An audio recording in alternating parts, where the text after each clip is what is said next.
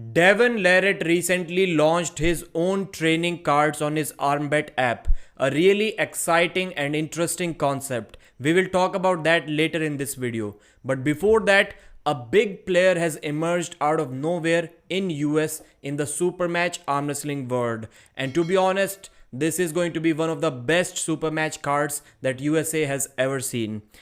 So the official card for Knuckles Up Supermatch event. On August 26th, International Elite Level Arm Wrestling comes back to United States. First match, Will Blazinski versus Leroy Walker. Will Blazinski is the guy that you can see in this video. He is the owner of this, or one of the owners of this High Five Arm Wrestling organization, or whatever we can call it at this moment. Leroy Walker, we have seen him multiple times with Monster Michael Todd. He's been arm wrestling a lot. We saw him. I also talked with him on the Arm Wrestling Buzz show.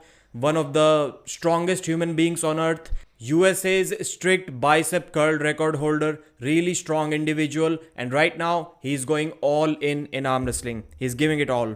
Jason Merlo, big name, young gun from US, versus Nicholas Nanestad from Sweden. So Nicholas, I haven't really seen him compete recently. Or maybe he did at Arm Wars. But he's also one of the popular names in the arm wrestling world. It is going to be an amazing top roll battle. Svetan Gachevsky versus Craig Tullier. Svetan may not have got his opportunity yet at King of the Table, but he gets invited to USA against Craig Tullier. The Fury? I think that's what they call him. Yeah, veteran versus veteran. It's going to be really amazing. Svetan is a nasty King's mover. His King's move is really refined and he looks almost impossible to beat. I'm not sure how Craig Tullier is going to deal with that kind of pronation that Svetan is going to bring here. And Sabin Bedulescu versus Chance Shaw. I think it's a perfect matchup. Sabin should be the favorite, especially looking at the way he beat Pavlo at King of the Table with endurance, and Chance Shaw's endurance is his weakness, but he can be more explosive and more powerful than Pavlo, or maybe not. I'm not sure. You guys let me know, how do you think a match will go between Chance Shaw and Pavlo Darbadiev? And Chance versus Sabin, I genuinely believe that this can be one of the most exciting matches on this card. Cannot wait. Ryan SP versus Wagner Bortolato on the left arm. Another interesting match, amazing match. It seems to me that Wagner is kind of difficult to top roll. Devon beat him, he even dad moved him, but he was facing some difficulties trying to top roll him. Maybe that's why he went in a hook. Hermes Gasparini did top roll him, but Wagner's wrist never went back like this. It was almost flat, so Hermes was kind of in a position of high hook. Little bit top roll and little bit hook. So that's how he beat him. Wagner gets beaten. We have seen that. Georgi Zaranov also beat him at East versus West. But you have to hook that guy. Really difficult to top roll. And I don't think Ryan SP can beat him in a hook. He has to top roll him. So that match is going to be exciting. I personally believe that maybe Ryan SP can beat more people than Wagner on the left arm. But stylistically, it could favor Wagner. Then Gabriela Vasconcelos versus Felicia Eklund. I knew nothing about Felicia. I searched that name on YouTube app and I found one match against Fia Isaac and she defeated Fia comfortably. So she's good, but man, anyone except Barbora at this point of time, I'm not sure that you have a chance against the Iron Angel, Gabby Vasconcelos. So she has to be the heavy favorite on this one. So far, looks like only one clear massive favorite on this card. Marcio Barboza versus Pavlo Darbadiev. So, okay, Pavlo twice? Did I read? No. I just talked in comparison with Chance Shaw. So, Pavlo versus Marcio. This match happened recently. I think it was at the Arnold's when Pavlo wasn't even totally fresh. He was just 1 week or 6 days away out from the, not out, 6 days after the Sabin Bedulescu match at King of the Table, and he still beat Marcio in that tournament. Now Marcio believes that he can change the result now. He wasn't at his best. So looks like this match is going to be interesting, and this rivalry, little bit of kind of a mini rivalry, is going to be settled for once and for all.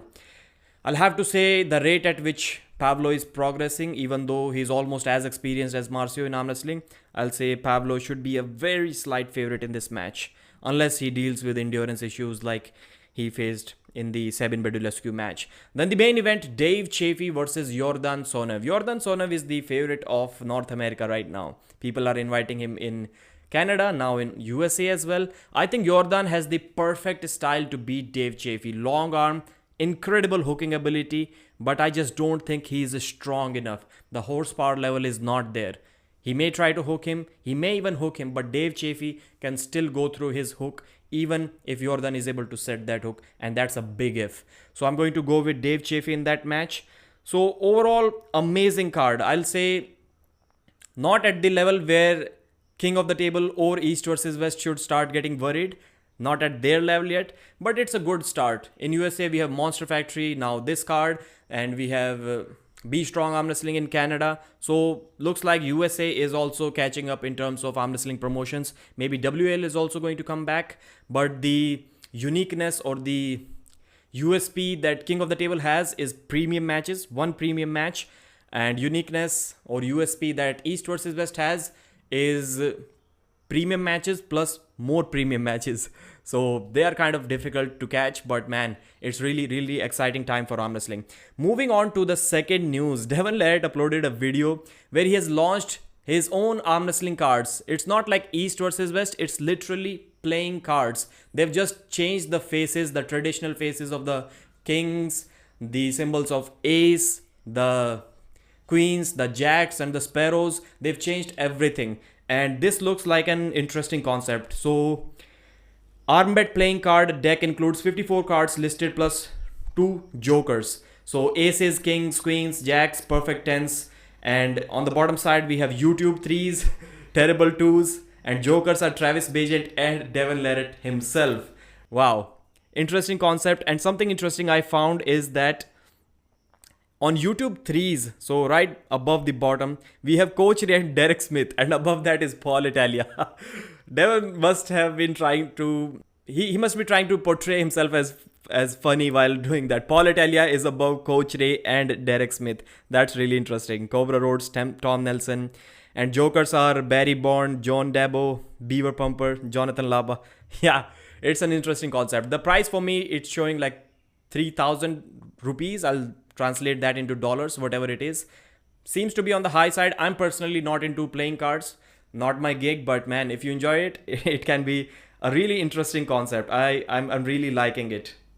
The limited edition 54 card armbet deck features custom illustrations inspired by men and women who make up the one-of-a-kind arm wrestling community around the world. And some awesome pictures, as you can already see. Engin Terzi is an ace. I think John Brezink is also an ace. Sarah Backman, Malin Klein-Smith, they must be the queens. So typical card style and for arm wrestling, really impressive stuff. So that was the news for today. If you really liked the video, then please give it a thumbs up, subscribe to the channel. My name is Pradeep, and I thank you so much for watching.